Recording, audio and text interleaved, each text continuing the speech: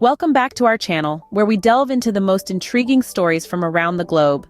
Today, we're embarking on a financial roller coaster ride, one that involves billions of dollars, high-fly glamour, and a dark twist of fate.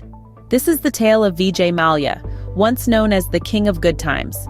From his rise as a successful businessman, controlling an empire that spanned across the alcohol, aviation, and sports industries, to his shocking fall from grace, we're about to unravel a story that sounds more like a blockbuster movie than real life. Expect a journey filled with luxury, deception, and a scandal that shook India's financial sector to its core. So buckle up, because this ride is about to get bumpy. Let's unravel the story of a billionaire turned fugitive. Ever wondered how a billionaire could become a fugitive? Let's delve into the intriguing tale of Vijay Mallya, a name that once resonated with wealth and power. Mallya, a man of many talents, built an empire that spanned across the alcohol, aviation, and sports industries. He was the embodiment of luxury, a flamboyant tycoon known for his opulent lifestyle and extravagant parties. His journey began with United Breweries, a company he inherited at the tender age of 28. Under his leadership, the company soared to new heights, becoming the third largest spirits company in the world. Then came the aviation venture, Kingfisher Airlines, that aimed to redefine luxury travel in India. His acquisition spree didn't end there. He ventured into the sports industry, owning a Formula One team and a Premier League cricket team. This lavish lifestyle earned him the nickname the King of Good Times. But behind the glamour and wealth, a storm was brewing. The facade began to crumble when Kingfisher Airlines started to falter. Picture this: an airline, once the jewel in the crown of Vijay Mallya's empire, suddenly finding itself in a downward spiral. Kingfisher Airlines, named after Mallya's flagship beer brand, was plummeting into financial turbulence. A series of poor decisions, coupled with an economic downturn, sent the airline into a tailspin.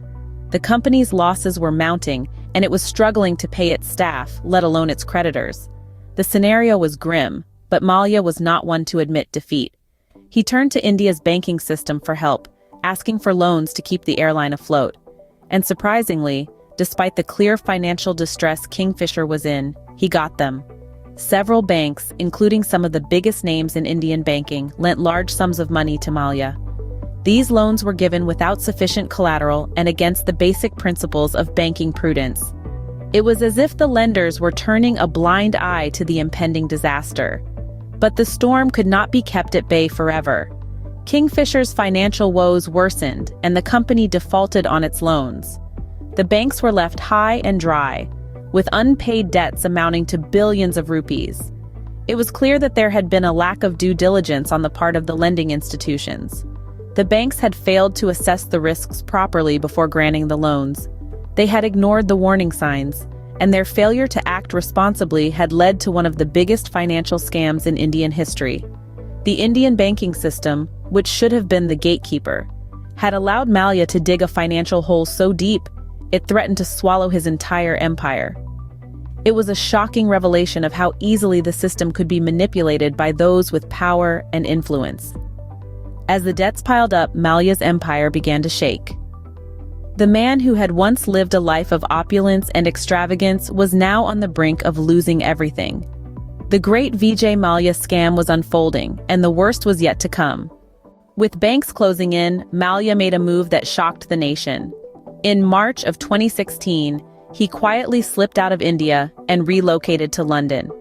As news of his departure broke, the public was stunned. A billionaire businessman, once known for his flamboyant lifestyle, was now a fugitive from justice. Meanwhile, back in India, the authorities were quick to react. They declared Mallya a proclaimed offender, a legal term for a fugitive, and initiated extradition proceedings. The banks also started to aggressively pursue their dues. But Mallya was not one to be easily cornered. From his new base in London, he fought back.